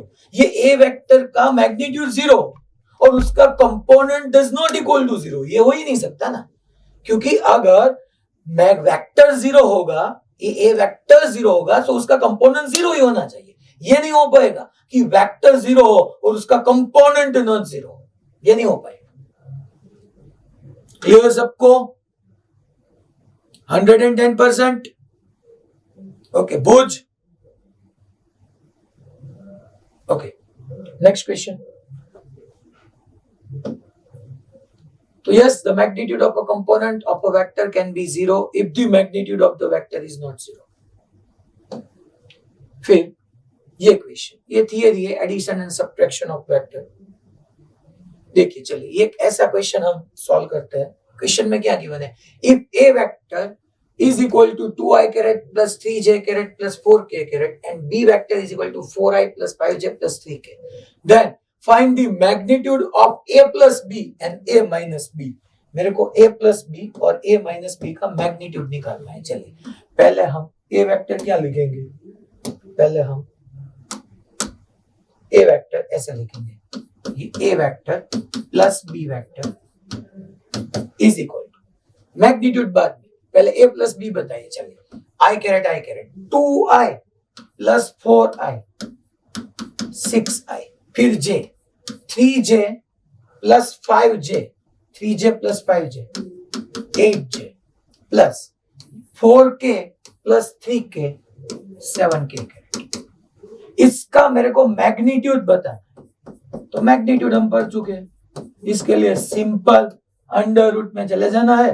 6 का स्क्वायर 36, 8 का स्क्वायर 64 प्लस 7 का स्क्वायर 49। सो देखिए 36 प्लस 64 100 प्लस 49 149 149 रूट में होगा, सो 12 पॉइंट समथिंग होगा, क्योंकि 144 का रूट 12 मिलता है। फिर a माइनस बी पता करना है, कोई प्रॉब्लम नहीं। चलिए a vector minus b vector कैसे निकालना है, आई में से आई कैरेट को सब्ट्रैक्ट कीजिए, 2i minus 4i minus 2i। Okay, 3j minus 5j, 3 में से 5 को आप अगर सब्ट्रैक्ट करोगे तो आपको माइनस 2j कैरेट मिलेगा।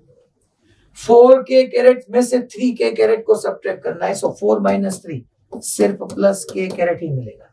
और इसका मैग्नीट्यूड अगर बताना हो, a caret minus b caret का मैग्नीट्यूड, तो ये तो देखिए 4 प्लस 1 9 का 3। क्लियर सबको? ये माइनस में क्या आएगा मुझे मालूम है, इसमें सबको क्वेश्चन रहेगा -2 का स्क्वायर प्लस -2 का स्क्वायर प्लस 1 का स्क्वायर इज इक्वल टू ये 3। डन? Okay fine. तो ये इसका सॉल्यूशन है। ये ऐसा इक्वेशन अब होमवर्क में, ये भी होमवर्क, ये मस्त क्वेश्चन है, बढ़िया question. Which of the following is not a unit vector? देखिए, which of the following is not a unit vector. Again, unit vector का फॉर्मूला क्या था, हम पढ़ चुके थे। Unit vector is equal to, हमको इक्वेशन मालूम होना चाहिए, that is vector upon magnitude of vector, vector upon magnitude of vector. चलिए, तो यहाँ पे वेक्टर अगर हमको डिफाइन करना है, देखिए यहाँ पे आगे कुछ नहीं है तो मैं 1 लिख सकता हूँ, ये भी 1, चलिए ये भी 1, ये भी 1। सो वेक्टर यहाँ पे है हमारा -1i caret plus 1j caret plus 1k caret. इसको तो हमने ये इंडिविजुअल डिनोमिनेटर √3 दिया है। यहाँ पे वेक्टर क्या होगा, 1i caret minus 1j caret plus 1k caret, no problem. यहाँ पे -i caret minus j caret plus k caret, no problem. 1i caret 1j caret minus 1k caret, no problem. यहाँ पे जो भी वेक्टर है वो सब में i कैरेट के साथ 1 है, j कैरेट के साथ 1 है और k कैरेट के साथ भी 1 है। हाँ, प्लस भी हो सकता है, माइनस भी हो सकता है, मगर है 1। तो अगर आपको यहाँ पे मैं ऐसा कोई वेक्टर बताऊं, यहाँ पे 1i कैरेट हो, 1j कैरेट हो, 1k कैरेट हो, यहाँ पे प्लस हो माइनस हो, कुछ दिक्कत वाली बात नहीं है। इसका मैग्नीट्यूड लिखना हो सो 1 का स्क्वायर 1, 1 का स्क्वायर 1, 1 का स्क्वायर 1। अगर कहीं पे माइनस आ भी जाए तब भी -1 का स्क्वायर तो 1 ही होगा, तो यहाँ पे ये √3 होगा। सो हर किसी के डिनोमिनेटर में √3, देखिए यहाँ पे ये √3, ये √3, ठीक है। ये तो हमारा वेक्टर है, ये वेक्टर है। ओ यहाँ पे देखिए √6, यहाँ पे वेक्टर आइडेंटिफाई कीजिए, वेक्टर कौन सा है, 1i caret minus 1j caret, that means ये वेक्टर है 1i caret minus 1j caret plus 1k caret. तो इसका मैग्नीट्यूड √3 होगा ना, तो यहाँ पे डिनोमिनेटर में 1/√3 आना चाहिए, यहाँ पे -1/√3j कैरेट होना चाहिए, यहाँ पे प्लस 1/√3k कैरेट होना चाहिए, है 6। तो दैट मींस ये 6 ये वेक्टर का मैग्नीट्यूड को शो नहीं कर रहे, सो ये हमारा यूनिट वेक्टर नहीं है। यहाँ पे √3 ये दोनों है। सो हमारा आंसर कौन सा हुआ, बी। हमको ये बताना है विच of the following is not a unit vector. सबको मालूम हो गया, clear? Okay fine, next question में आगे बढ़ते हैं। तो यहाँ पे आंसर हमारा बी। फिर ये देखिए, if A vector is equal to 9i caret minus 4j caret plus 3k caret and B vector is equal to ai caret plus bj caret plus ck caret, और हमको यहाँ पे a माइनस b ऐसे given है, then find the value of small a, small b and small c। चलिए, यहाँ पे ही मैं a vector minus b vector को एल्जेब्रिक सब्ट्रैक्शन से निकालता हूं। देखिए 9i है, देखना, 9i minus ai caret, so i caret को अगर कॉमन ले ले so 9 minus a i caret होगा।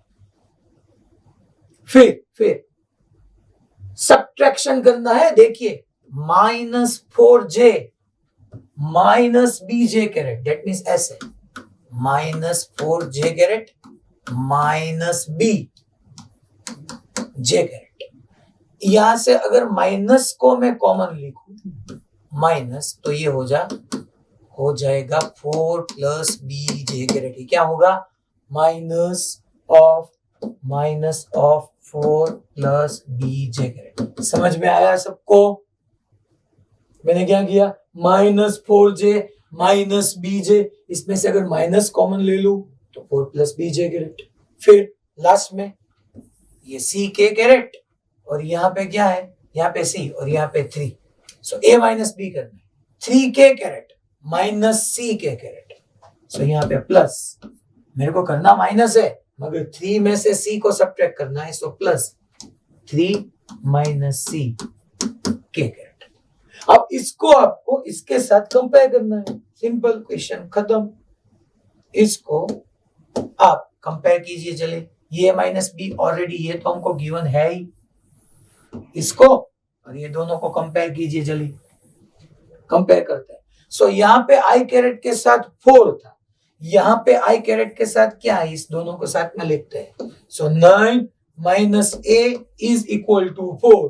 सो यहां से आप देखो a इज इक्वल टू 5 हमको मिल जाएगा। ये a इज इक्वल टू 5। फिर देखिए, यहां पे -3 था और यहाँ पे माइनस ऑफ 4 प्लस बी था, तो मैं यहाँ पे सिंपल लिख सकता हूं, माइनस माइनस कट हो जाएगा। 3 is equal to 4 plus B. J caret को जे कैरेट के साथ कंपेयर करना है। सिंपल मैथ्स है ये। सो b इज इक्वल टू मैं क्या लिख पाऊंगा? अगर +4 इस साइड चला जाए -4, 3 minus 4, so b is equal to मैं लिख सकूंगा -1।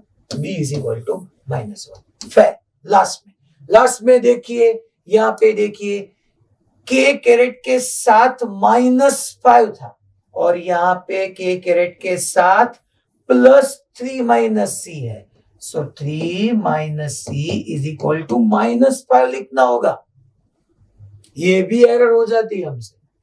मैंने a माइनस बी किया, ये a ये b, दोनों को सब्ट्रैक्ट किया। ये ऑलरेडी a माइनस बी मेरे को गिवन था।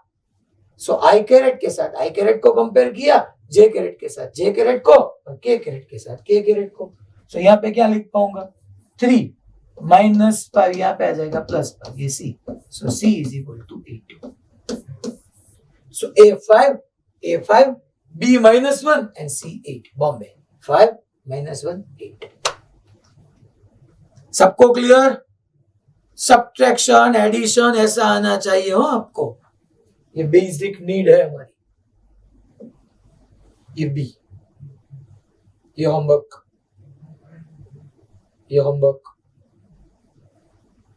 ये देखिए, ये क्या बता रहा है? ये क्वेश्चन में if the summation of 4 vectors, देखिए ये क्या बताया गया है? Summation of 4 vectors. ऐसे यहां पे हमारे पास 4 वेक्टर है। इन फिगर इज 0, ऐसा 4 वेक्टर है यहां पे ऐसे। ये हमारा C वेक्टर है, ये हमारा B वेक्टर है, ये हमारा D वेक्टर है, ये हमारा A वेक्टर है। ऐसे यहाँ पे मैं रीड्रू कर देता अगर किसी को ना दिखे। ये B वेक्टर, फिर ये A वेक्टर, ये C वेक्टर और ये D vector. If the summation of 4 vectors shown in figure is 0, okay, ऐसे यहाँ पे क्या लिखना होगा? जो क्वेश्चन में गिवन है उसके रिगार्डिंग हम ये लिख सकते हैं, A vector plus B vector plus C vector plus D vector is equal to 0 बताया गया है। Find magnitudes of vector B and C, और हमको A का मैग्नीट्यूड बताया गया है 20 और D का मैग्नीट्यूड हमको बताया गया है 5। चलिए मैं आपको क्वेश्चन राइज कर रहा हूं। यहाँ पे मेरे को B एंड C का मैग्नीट्यूड बताना है, B एंड C का। चलिए कौन आंसर देगा? ये सिंपल क्वेश्चन है, हाँ, लॉजिक सिंपल कॉमन सेंस है। अगर किसी फार्मर को भी आप पूछोगे ना तब भी वो बता पाएगा। इसमें फिजिक्स भी नहीं है, लॉजिक भी नहीं है। फिर भी फिजिक्स अप्लाई करना हो तो यहाँ पे ये क्वेश्चन में गिवन है कि चारों वेक्टर का सम 0 है, ये बताया गया है। ये सिंपल कॉमन सेंस से होने वाला क्वेश्चन है, इसमें कोई दिक्कत वाली बात नहीं है। ए का मैग्नीट्यूड 20 है तो बी का मैग्नीट्यूड बताना है, डी का मैग्नीट्यूड 5 है तो सी का मैग्नीट्यूड बताना है। चलिए कैसे करना होगा। एसयूवी सूरत, आप कैमरा ऑन कीजिए।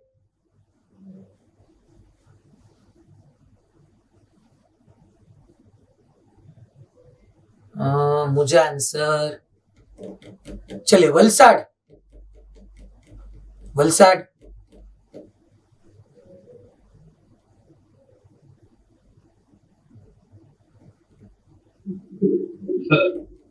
यस, कौन बताएगा वलसाड से?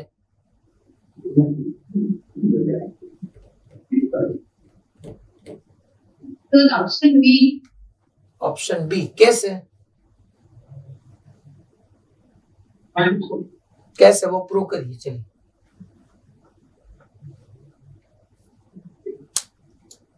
कि बी में कोई दिया नहीं है तो वो जो 5 है वो उतना ही आएगा। एस बी में वो दिया था, उस डी का दिया, सी में नहीं। ठीक है, नहीं आप ऐसा बोल रहे हो कि जो बी का मैग्नीट्यूड होगा वो आपने 20 बताया एज पर गिवन ऑप्शन, और सी का मैग्नीट्यूड आपने 5 बताया। वो कैसे, वो क्यों?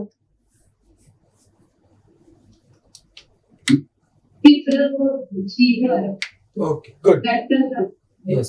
देखिए यहाँ पे ये कंडीशन गिवन है कि जो भी सारे वेक्टर है वो वेक्टर का वेक्टर सम 0 है।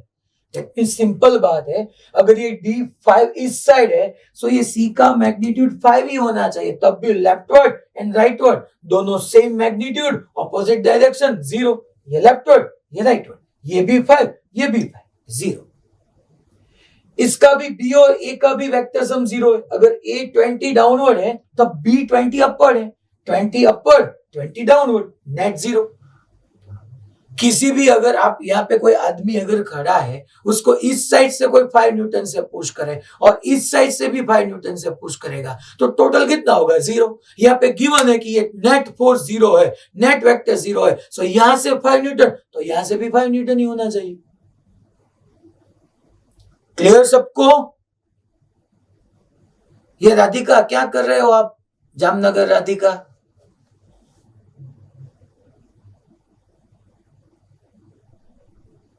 सर डायग्राम का डिस्कशन कर रहे थे। डायग्राम का डिस्कशन कर रहे थे, क्या आपको दिखाई दे रहा है डायग्राम? क्या डिस्कशन किया बताइए, चलिए आप।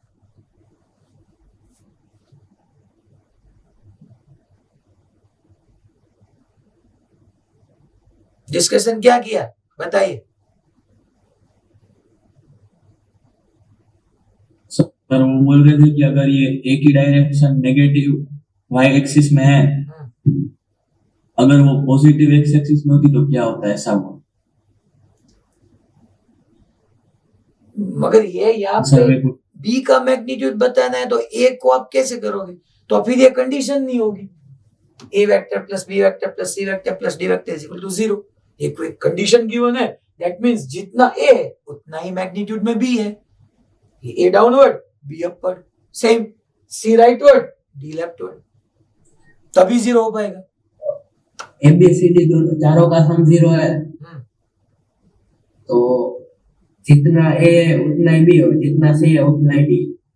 जितना A उतना ही B, तो वही हुआ, वही हुआ ना? समझ में आया? मतलब सर इसमें ऑपोजिट डायरेक्शन में होना कंपलसरी होगा ना? हाँ, अगर आपको वेक्टर सम 0 करना है तो ये कंपलसरी है कि A और B दोनों ऑपोजिट हो। अगर आपने जो बताया कि A वेक्टर ऐसे यहाँ पे होगा तब ये 0 कैसे होगा? A प्लस B का तो एडिशन होगा, सो y डायरेक्शन में 0 है ही नहीं, x में हो पाएगा, y में नहीं हो पाएगा। ठीक है, फिर आंसर देने के टाइम भी क्या है, आपको ऐसे नहीं करना है। देखिए कहीं कहीं सेंटरों पे, सेंटर पे नहीं, हमारे भावनगर में सेंटर में है ना, वहीं पे भी ऐसा होता है। बच्चे क्या करता है, ये क्वेश्चन नंबर 7, चलिए मैं देखो यहाँ पे ये क्वेश्चन नंबर 7 टॉपिक नंबर 9, वो मॉड्यूल में जो की है ना, की गिवन, वो पेज ओपन करके ही रखते हैं जैसे हमने यहाँ पे क्वेश्चन राइज किया, topic 9 chapter sorry question number 7, चलिए बताइए क्या आंसर होगा। ऐसे देखेंगे सर बी, ऐसे नहीं करना है आप, नहीं, यहाँ पे भी कुछ बच्चे ऐसे करते हैं। ये थोड़ी ना पढ़ाई करने का वे है। आपको मालूम होना चाहिए ना कि हमको पढ़ना है तो हमको अपने तरीके से सोच के आंसर देना है। मैं कभी भी B A B C D ऐसे नहीं चलाऊंगा। आपको प्रूव करना होगा बी तो बी कैसे, ए तो ए कैसे, सी तो सी कैसे, ऐसे नहीं। समझ रहे हो ना? वरना तो क्या है, सबको है आंसर लाना हमारा एम नहीं है। हमारा एम फिजिक्स पढ़ना है, फिजिक्स सीखना है, आंसर आ जाएगा। ये 10th नहीं है कि आंसर को वो प्रिपेयर करके ही चलना है। चलिए नेक्स्ट क्वेश्चन, ये हम पढ़ चुके हैं कि अगर पॉलीगन हो, वेक्टर पॉलीगन में इसका वेक्टर सम हमको 0 मिलना चाहिए। चलिए फिर ये भी अच्छा वाला क्वेश्चन है। देखिए ये क्वेश्चन क्या बता रहा है, सिलेक्ट करते हैं। A certain vector in the xy plane has an x component of 12 meter. ये चलिए, a certain vector in a xy plane has a x component of 12 vector. कोई वेक्टर बता रहा है, ठीक है, चलिए हम वेक्टर की जगह ए वेक्टर कंसीडर करते हैं। उसका x कंपोनेंट 12 है और y कंपोनेंट 8 है। It is then rotated in xy plane so that its x component is half.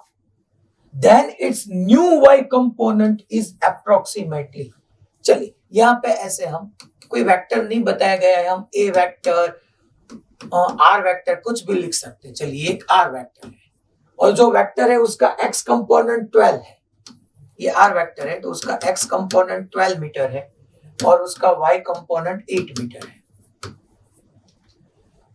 Then it is rotated in xy plane so that its x component is half.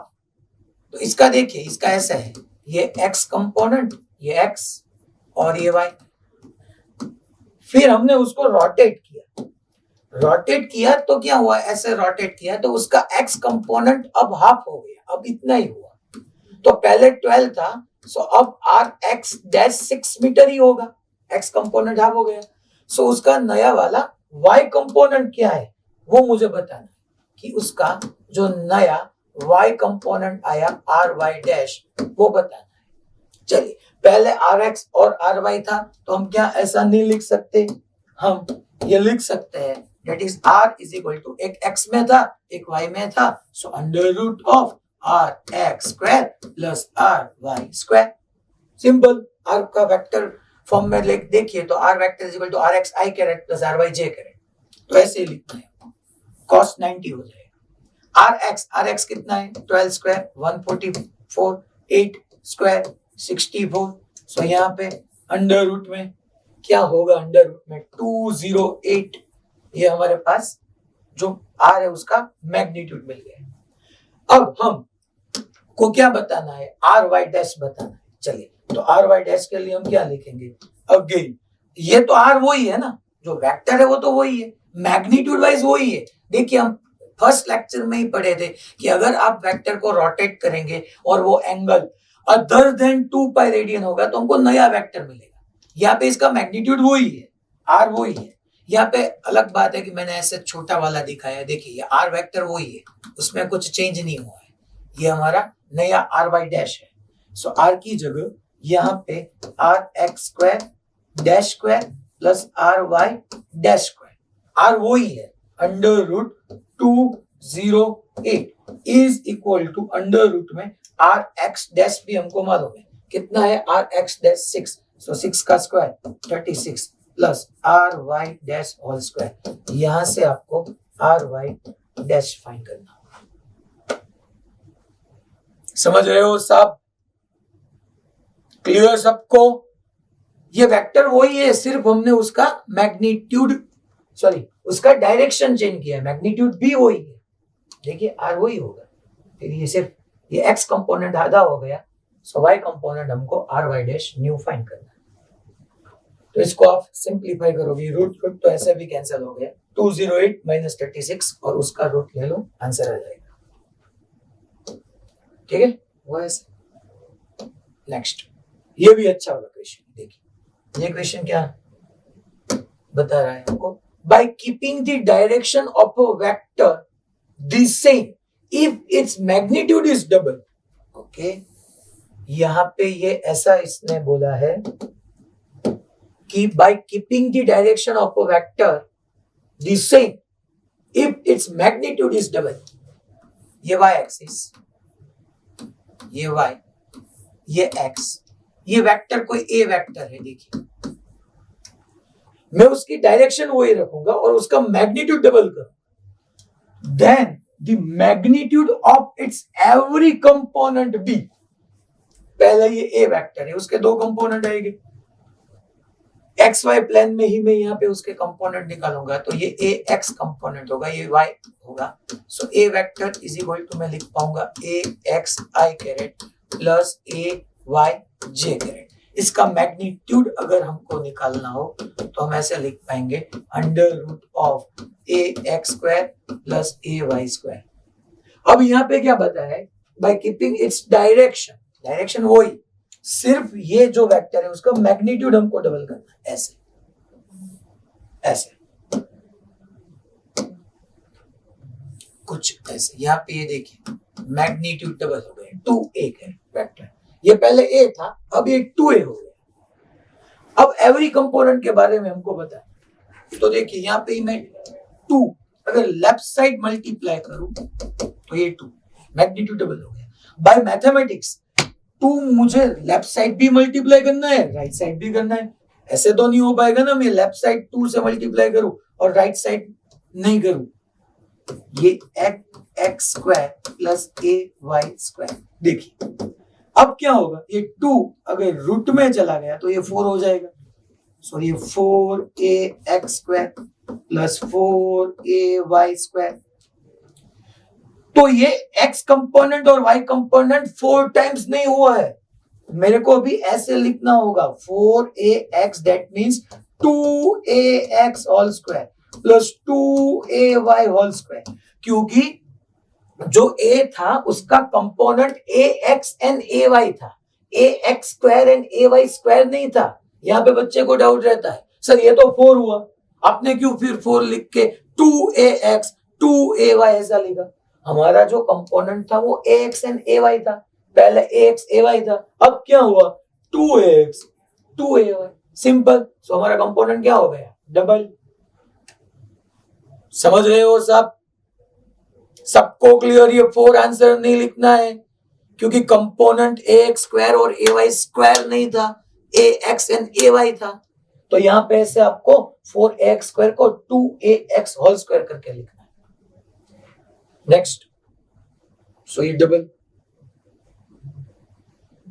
ये question चलिए, the unit vector parallel to resultant of a plus B, a plus B vector हम बताने हैं। चलिए ये a vector plus B vector जो हमारा resultant होगा, यह वेक्टर द यूनिट वेक्टर बाद में हम पढ़ेंगे, ये बाद में देखेंगे। यहाँ पे unit vector parallel to the resultant, पहले रिजल्टेंट तो फाइंड करें फिर देखते हैं। चलिए रिजल्टेंट कैसे निकालना है, are vector is equal to a plus B, चलिए I caret 4 minus 1 3i caret, फिर J 3 plus 3 6j caret, 6 minus 8 k caret के साथ k caret, 6 minus 8 minus 2k caret, ये वेक्टर मिल गया कौन सा, a प्लस बी का रिजल्टेंट। फिर इसका अगर मैग्नीट्यूड बताना हो, क्यों सर, देखते हैं यूनिट वेक्टर में उसकी रिक्वायरमेंट रहेगी इसलिए। तो इसका मैग्नीट्यूड कैसे लिखते हैं, 3 का स्क्वायर 9, 6 का स्क्वायर 36 माइनस 2 का स्क्वायर 4, सो 49 का 7 होगा।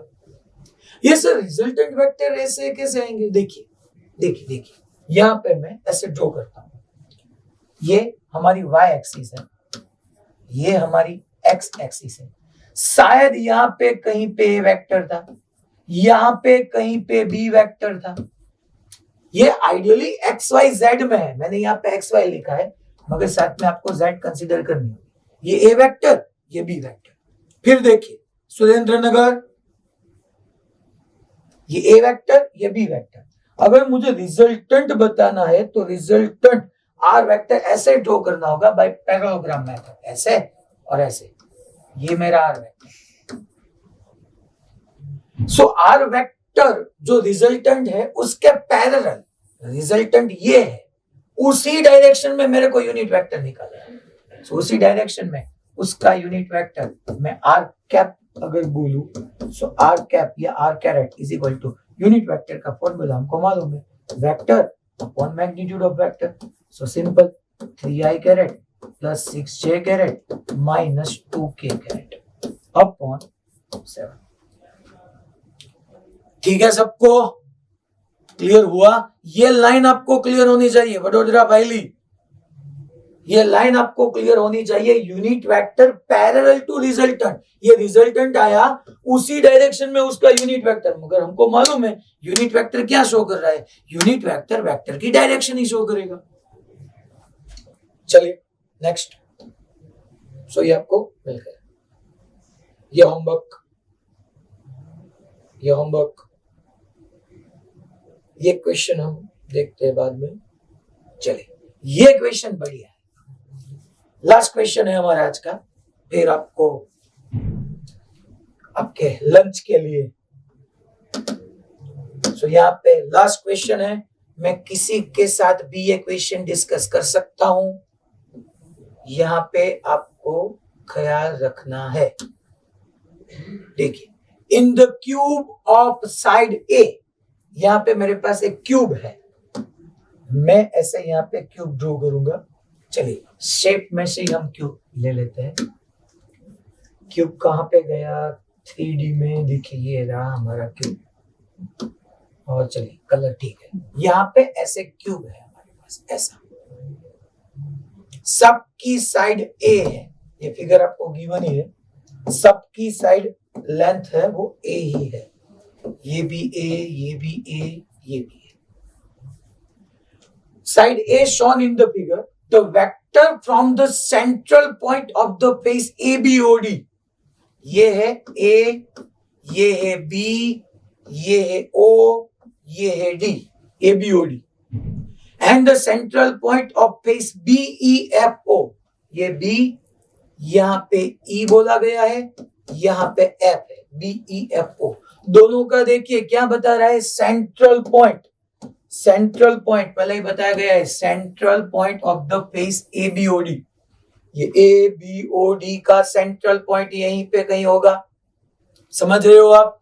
ये सेंट्रल पॉइंट दैट मींस जो हमारा क्यूब है उसकी लेफ्ट साइड है, ये साइड, ये साइड है ये, फिर ABOD, ये ABOD इसकी लेफ्ट साइड, जो क्यूब है उसकी लेफ्ट साइड का सेंट्रल पॉइंट।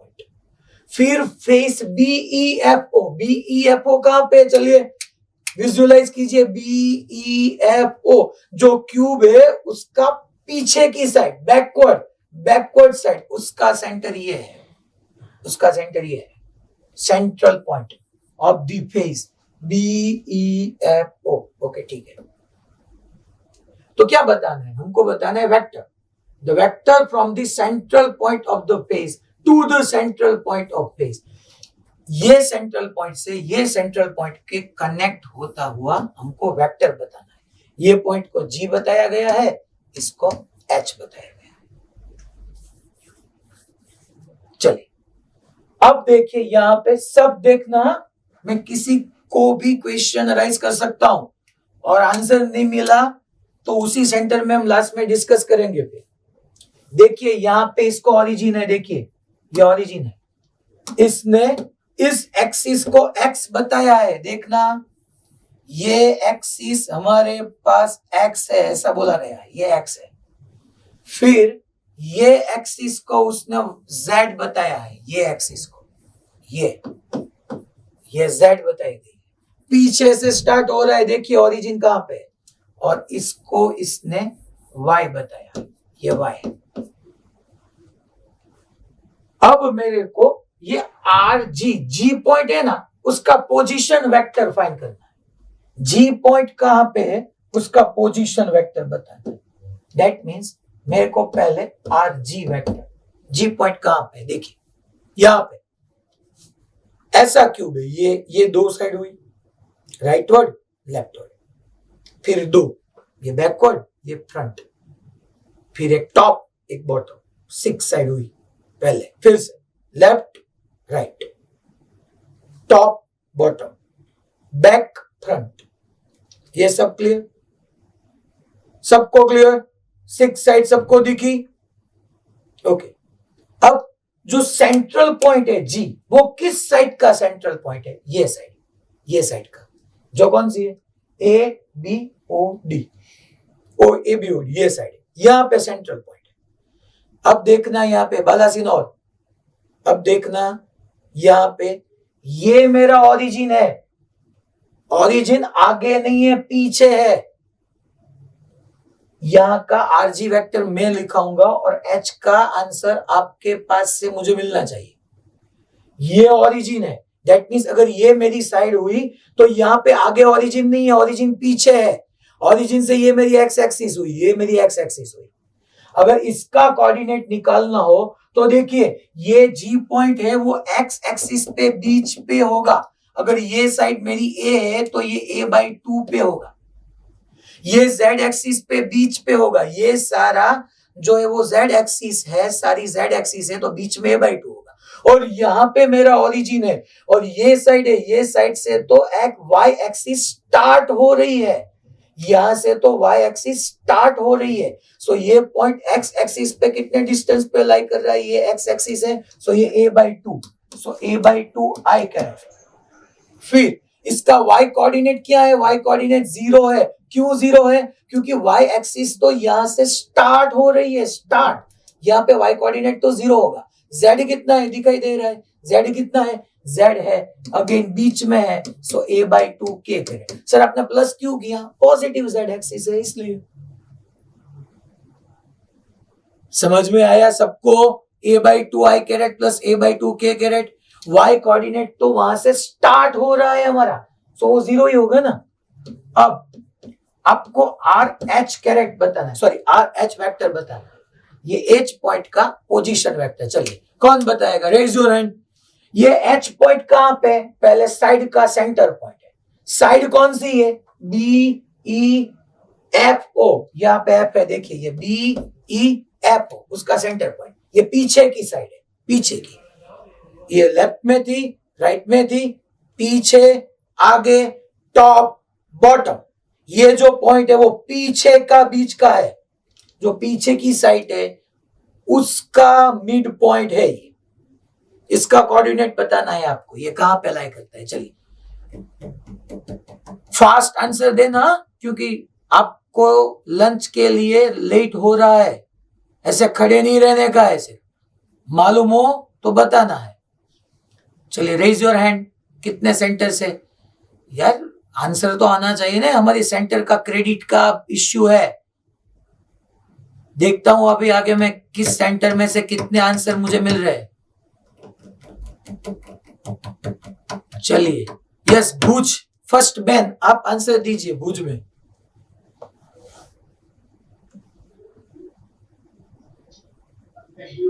यस आप ही।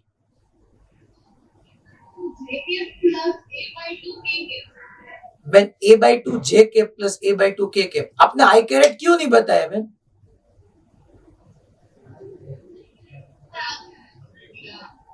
क्या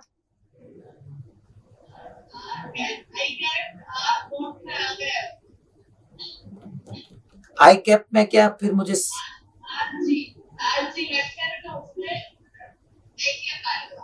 ओके, तो आपने ये एच पॉइंट के लिए आई कैप क्यों नहीं लिया वो बताइए। ओके, वाई एक्सिस पर लाई कर रहा है, उसके अलावा कोई आंसर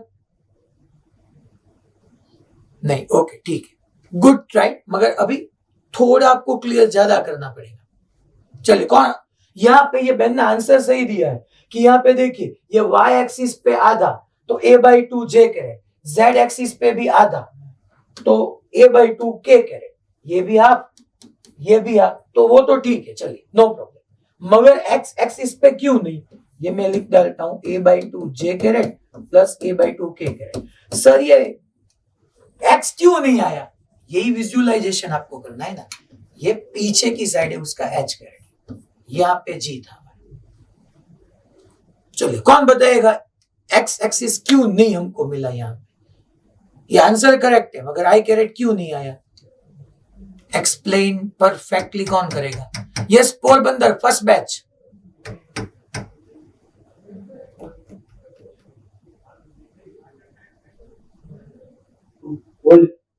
सॉरी, क्योंकि वो है ना z और y, ZY प्लेन पे लाई कर रहा है तो x का 0 हो जाएगा। वेरी गुड बेटा। जो ये साइड है BEFO वो YZ प्लेन में लाई कर रहा है। देखिए ये Y ये Z, और वहां से तो हमारी एक्स एक्सिस स्टार्ट हो रही है। ये पीछे वाली एक्सिस, ये आगे वाली एक्सिस। सो यहां से तो मेरी एक्स एक्सिस स्टार्ट हो रही है। दूसरी लैंग्वेज में भैया ने बताया कि ये हमारा YZ प्लेन है। सो YZ प्लेन में तो एक्स कोऑर्डिनेट हमारा 0 ही होगा। ठीक है, अब मेरे को GH, देखिए यहां पे हेड है, यहां पे हेड है, तो आपको क्या करना है? यहाँ पे हमने जब फर्स्ट क्वेश्चन पढ़ा था तो पहले G को हमको ओरिजिन के रिस्पेक्ट में डिफाइन करना है। ये हमारा RG वेक्टर हुआ। फिर ओरिजिन से H को कनेक्ट करता हूं, अगर मैं वेक्टर ड्रॉ करूं तो ये RH वेक्टर हुआ। क्यों? क्योंकि मेरे को ओरिजिन के रिस्पेक्ट में G का पोजीशन शो करना है। सो जहां पे मेरा पार्टिकल हो या मेरा ऑब्जेक्ट हो वहां पे हेड, जिसके रिस्पेक्ट में हो वहां पे टेल। अगेन H पे यहाँ पे हेड, यहाँ पे टेल। देखिए ये ट्राइंगल हो रहा है, ये ट्राइंगल, देखिए ये ट्राइंगल, ये first vector RG vector, first vector, first के हेड में सेकंड का टेल। सेकंड कौन सा है? ये सेकंड वेक्टर जिसको मैं R वेक्टर बोल रहा हूं, ये R vector is equal to first vector के हेड में सेकंड का टेल। यहाँ पे दोनों का टेल टेल और सॉरी हेड हेड और टेल टेल कंबाइन हो रहे, तो ये मेरा रिजल्टेंट RH वेक्टर हो गया। सो यहाँ पे मेरे को ये R वेक्टर बताना है। सो होगा RH vector minus RG vector. चलिए तो यहाँ पे मैं क्या लिख पाऊंगा? R vector is equal to RH में से RG को अगर हम सब्ट्रैक्ट करते हैं तो RH में लिखूंगा a/2 j caret plus a/2 k caret minus of RG होगा a/2 i caret plus a/2 k caret. देखिए बच्चों a/2 k caret minus a/2 k caret cancel हो जाएगा। सो यहाँ पे r कैरेट होगा a/2 को अगर मैं कॉमन ले लूं तो j caret minus i caret. ये आंसर तक हम कैसे पहुंचे आपको मालूम हुआ? ये मेरे को तो GH यही फाइंड करना था, सिर्फ यही। मगर कैसे? पहले ओरिजिन से G का पोजीशन निकालो, फिर O से H का पोजीशन, और फिर ट्राइंगल मेथड को यूज करके हमको उसका वेक्टर एडिशन करना होगा। ये फर्स्ट, ये सेकंड, ये रिजल्टेंट। क्योंकि आपको ये मालूम होना चाहिए ना कि मेरे को H के कोऑर्डिनेट से G का कोऑर्डिनेट सब्ट्रैक्ट करना है। वो कैसे मालूम पड़ेगा? वो वेक्टर एडिशन से मालूम पड़ेगा। सुरेंद्र नगर समोसा, आपको जल्दी है क्या?